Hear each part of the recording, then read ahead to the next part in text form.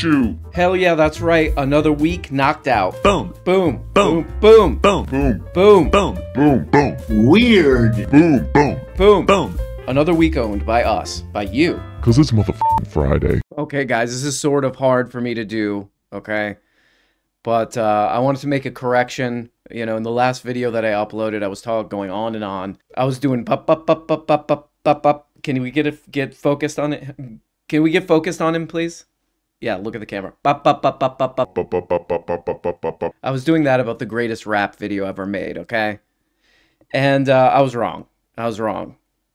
Exhibits, what you see is what you get. Amazing. 1998, way ahead of its time, blah, blah, blah. Who cares? Came crashing through the door like the feds. There's a, I guess, unreleased A$AP Rocky video that is, I don't know if it's even the best rap video I've ever seen. It just might be, it might just be the best thing I've ever seen. They're yanking it. They seem to be yanking it or flagging it off of YouTube and off of all social media and all this stuff. The song's called Taylor Swift. I'm not going to say anything about the video. You can find it yourself. It's the greatest music video ever made, period. Okay. I put this up though. We're not fools. Hold on,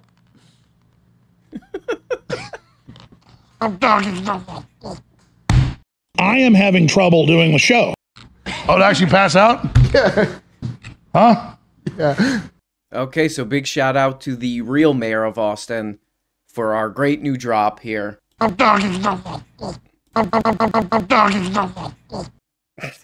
Okay. All right, guys. Today on the program, sort of a double feature here. We got this guy Jordan Peterson and the Metaverse. You're looking at the wrong camera. You're looking at no, not too far. Yeah, there we go. Up. Enough of that, and let's go. Let's discuss what we're doing with Peterson Academy. What if we could make getting a degree 95% less expensive?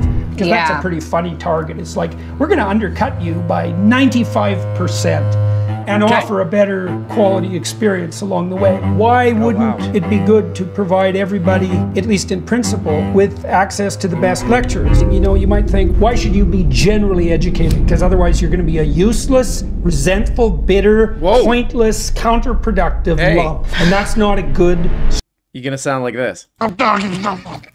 strategy. So that's why you think. You think so that your stupid thoughts can die instead of you. I do gotta say, I gotta admit, the production on these Jordan Peterson videos they're pretty amazing. Check out this sound design here at the end. Up yours, woke moralist. Yeah. We'll see who cancels who. Exactly. That sort of funny. That kind of funny. Oh yeah, that kind of funny.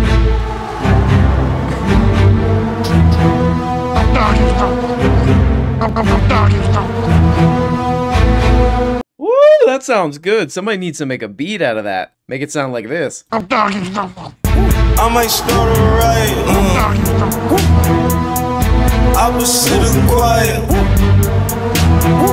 Okay, so yeah, people have been giving this guy a pretty hard time about this. They've been going like this. Boom. Boom. He gets this. Boom. And then he goes like this. From the... Boom. But yeah, the title of this video is Jordan Peterson's Online University. And by university, we mean videos you pay for. Videos that you go like this. By the way, this lady, her name's Michaela Peterson. How'd she bag this guest? This guy's pretty famous. How'd she bag that one? How did she... Boom. That one? I mean, this is kind of sick because it's like, you know, if Jordan Peterson or whoever's fan, Barry Weiss's, who, you know, who also does this, she did a thing in Texas where people pay a bunch of money to go, you know, see people drone on about God knows what. If you wanted to sell this as just like, hey, you know, you're a fan, you want to pay a bunch of money for some videos that are behind a paywall, you know, that's good. But they're selling this as like an alternative to college, which is, you know, there is a solution to that pretty much everywhere else besides the United States has figured out, which is you have public colleges, you know, these, you know, large financial barriers. People can go to college, they can learn, they, you know, get skills, blah, blah, blah, blah, blah. But this is this weird thing of, oh, you know, college is a scam, and it is kind of a scam, but it's a scam. So here's our alternative. Give us money. Give us some of this. And then then you spend all that money and you're going like this. Financially. Okay, but anyway, this video has, whoa, 347,000 views in 2 days. Wow. But this guy, man, he's pretty cool. He's pretty cool. He's a bit of a badass. I didn't know that. Check this out. I've got all these hoes and look at me like, you know, king of these women. And it's like, whoa, no. hey, man. I've got all these hoes. I might start a riot. Okay, damn. Well, we should have known. He's got the pimp suits. So I guess, wow. Okay, whatever. I don't want to get in trouble. He's talking about Andrew Tate there in a negative way. So sorry. Okay, so there's some really funny stuff in this interview with this lady, Mikhaila Peterson. Again, no idea how she bagged a guest this big. It's crazy. But, you know, I do find it kind of adorable, him and his daughter. You know, there's something, I got a soft spot for a father and a daughter doing a podcast.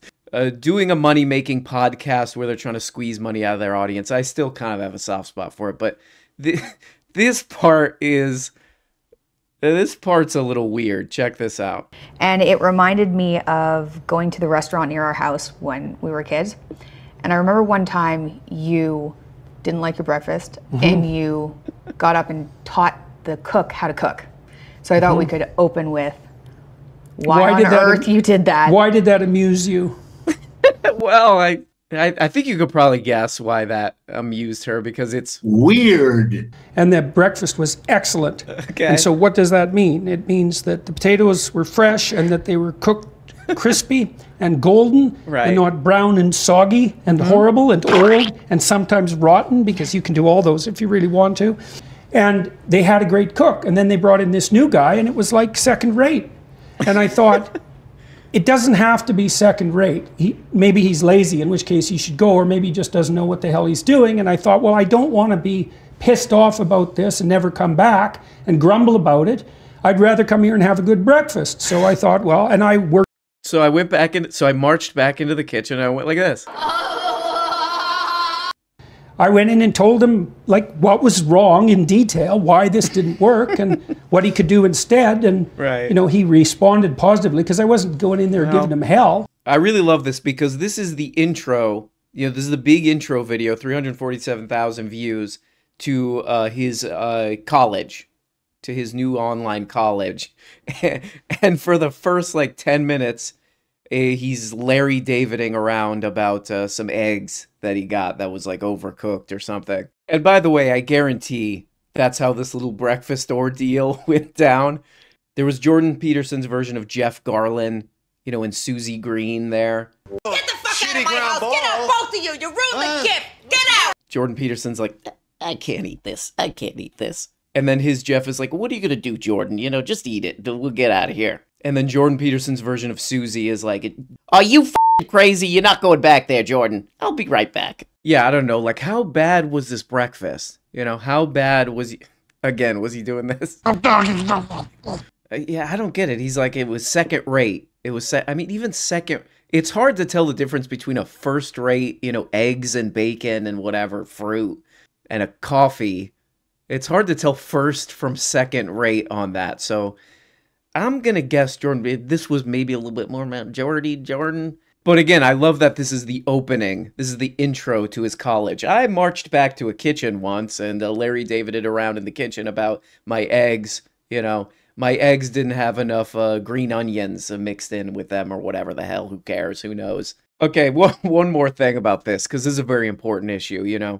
Don't do this. You know, if you're really upset about your breakfast place that you go to every morning, if you really have to go Larry David mode on this, talk to someone else. Don't march back into the kitchen, because if you're going there every day or whatever, there's going to be other problems with your food, if you know what I mean, that are way worse than, the eggs weren't salty enough or whatever.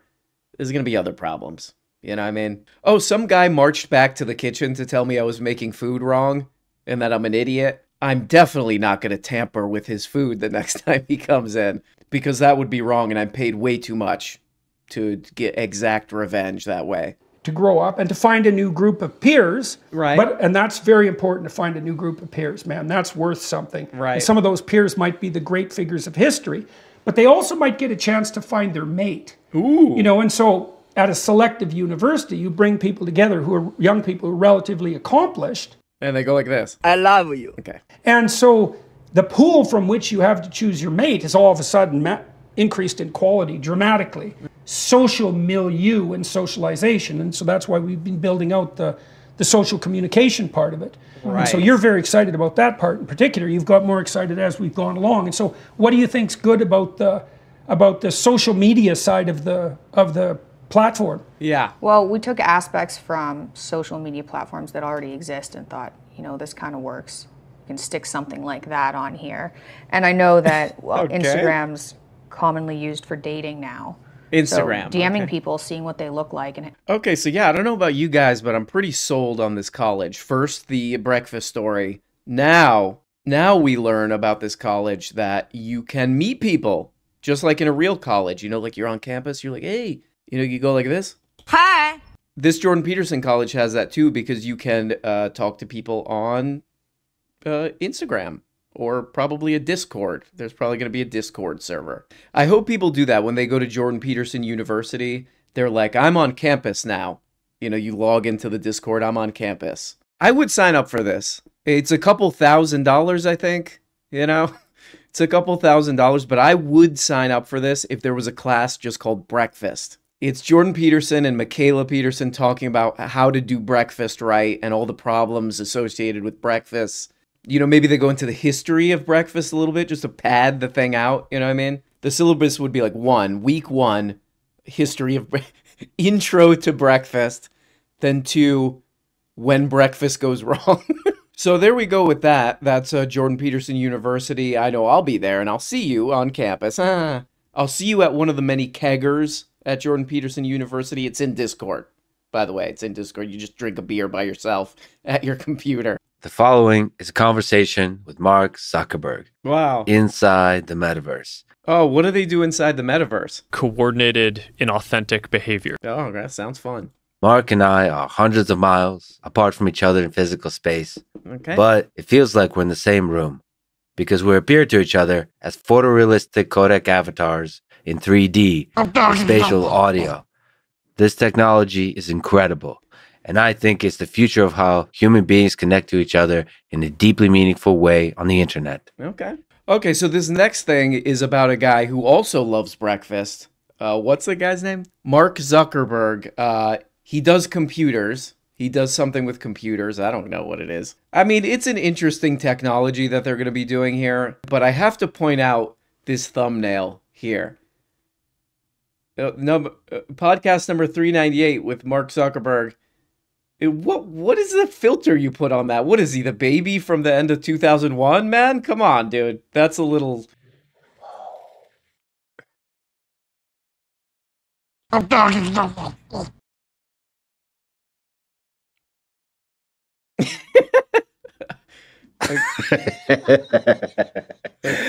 This is so great. And it doesn't feel awkward to be really close to you. No, it does. I actually moved you back a few feet before you got into the headset. You were like right here. He's trying to do one of these to Mark Zuckerberg. I love you. And go like this. Boom, boom, boom. Okay, yeah, I do think this facial mapping technology, because that's a fake. You see, they do this. They kind of map the face out. This takes hours, supposedly. This is not a normal thing in the metaverse or whatever crap. But it is super realistic and pretty interesting technology as far as, like, I don't know, whatever, motion tracking and all this stuff. But again, this is not a normal thing that you would see in the metaverse. So I guess this is just sort of a flex or a sort of like, oh, you know, look at what technology is going to come eventually kind of thing. But there is one weird thing that these, like, tech guys keep bringing up.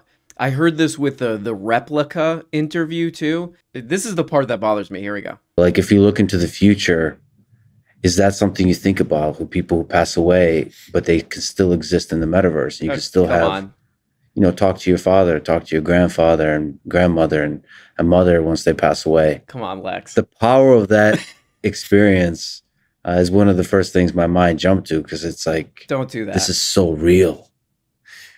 Yeah, I think that there are a lot of norms and things that people have to figure out around that. Yeah. There's probably some balance where, you know, if someone has lost a loved one and is grieving, there may be ways in which, you know, being able to interact or relive certain memories could be helpful. But then there's also probably an extent to which it could become unhealthy. Yeah. And I mean, I'm not. I would say mostly it's Mostly it's weird. Yeah, I think I speak for all of us when I say, when I die, A, bury me with all my ice on, obviously. But second of all, please leave me alone. Please leave me alone, you know? Don't create some AI version of me after I die, where I'm like doing Fortnite dances and saying the N-word, you know? Leave me be, please. Please leave me alone. I'm dead. I croaked, I'm dead. Please leave me alone. Oh, what happened to R.M. Brown? I thought he was dead. He's selling crypto scams now. Yeah, this guy also did, Lex Fridman did a interview with the founder of Replica, which is like a little chatbot app. And I think that this is kind of marketing, but she told this story about how her friend, like a close friend, died. And so she created like a predictive text thing to be able to talk to this dead friend. That strikes me as wrong and weird, but I couldn't really think why, and I figured out why that's wrong and weird. It's because if you have a friend, right, a close friend who dies, you're kind of saying, oh, I could just replace you with an algorithm. Like, you know, you're not a complex person with, you know, emotions and a lot of experience. I could just kind of quickly replace you with predictive text. You're talking to Google. You're talking to a search engine, basically. That's so like my friend to just search the internet for patterns and then barf them at me. Just like my friend used to do.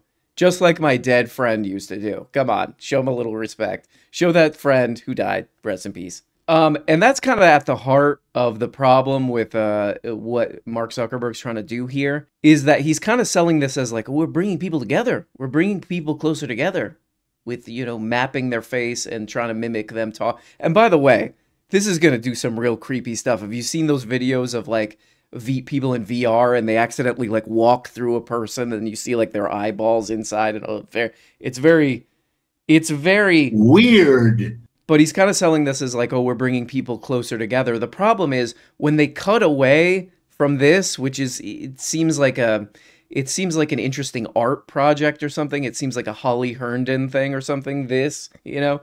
But when they cut away, it's just two guys with like goggles on and headsets. And that's the problem.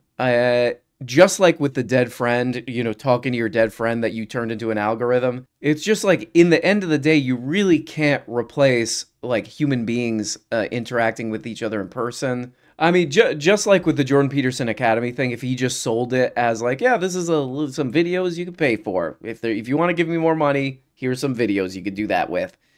If Mark Zuckerberg just sold this as like, this is a wacky novelty. You know, it's a wacky novelty. You could put on a headset for a while, have a weird interaction with a, you know, facially mapped avatar of somebody. That'd be fine. I'd be like, that's very cool. The technology is very cool. The facial mapping is extremely realistic and very cool. But it's a wacky novelty, I think. And I think honestly, until we reach the existenz level of this, you know, the Cronenberg thing where it's like you touch some weird jelly or whatever, and it actually like tweaks your brain into thinking that you are in a different reality.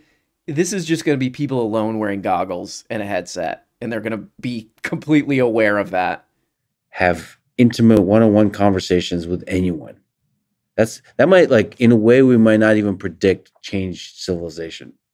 Well, I mean, this is a lot of the thesis behind the whole metaverse, is giving people the ability to feel like you're present with someone. I mean, this is like the main thing I talk about all the time. But I do think that there's a lot to, from my perspective, I mean, I'm definitely here. We're just not, we're not physically in the same place. It's not like you're not talking to an AI, right? This is, so I think the thing that's novel is the ability to convey through technology a sense of almost physical presence. Yeah, that's the annoying thing about this, is that again, this technology is amazing. I mean, this is some of the most amazing, like, facial mapping, you know, real time, whatever, motion capture kind of crap I've ever seen. It's great, amazing. But I don't know why they need to do this, like, civilization stuff, you know? Here, this is from Wired. I think this actually captures what I'm thinking.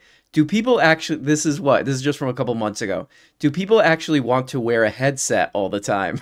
Living in mixed reality is cool, but you're still walking around with silly digital ski goggles on your face, and how cool is that? Exactly. You're never going to get past until these are like again, until we reach the existence, you know, they poke something in your brain and you're just like, oh, I'm in some weird fish market now. You know, until it's there, you're still going to have the goggles on. And it's a little, you're going to be very aware that you have goggles strapped to your face, you know? Which is fine as long as it's acknowledged as a wacky novelty. A very good, you know, again, very cool technology, but, you know, I don't know about the civilization stuff, you know? Yeah, the other funny thing about this is that there seems to be a bit of a gap between the existing metaverse and what they're talking about in that interview. I watched a bunch of these metaverse videos, and I think this guy did the best summary of this. What's this guy's name? Jarvis Johnson. He's a very popular YouTuber. I spent a week alone in the metaverse. Check out some of these highlights. On my way out, I saw a girl dancing in front of a giant phone. So I was just curious, so I asked what was up, and she said, I'm just doing it TikTok. Wanna do it with me? Oh God, another child. I've got to get out of this bowling alley. No, you. How do I know? Well, the comedy club has been overrun by preteens. I'm having a here. Come here. We're having a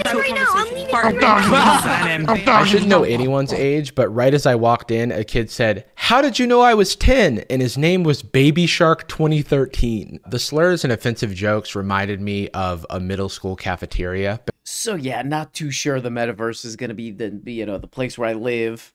You know, where I spend most of my time and where I talk to my dead grandma. I don't know about that. I don't know if we're there yet. I'm not too excited about it. It seems like a lot of in the metaverse. Well, guys, there we go. It's Friday. Thank God. It's the day that we do a lot of coordinated, inauthentic behavior. Even if it's just for one day. Love you. Then bye-bye. Hey, guys. Guess what? You're not even getting the whole show. If you want every episode and a whole bunch of other subscribe on Patreon. Subscribe on Patreon for as little as 2 bones. Just click the stupid little link below the video in the comments. See, right there. There you go. Click it, and that, yep.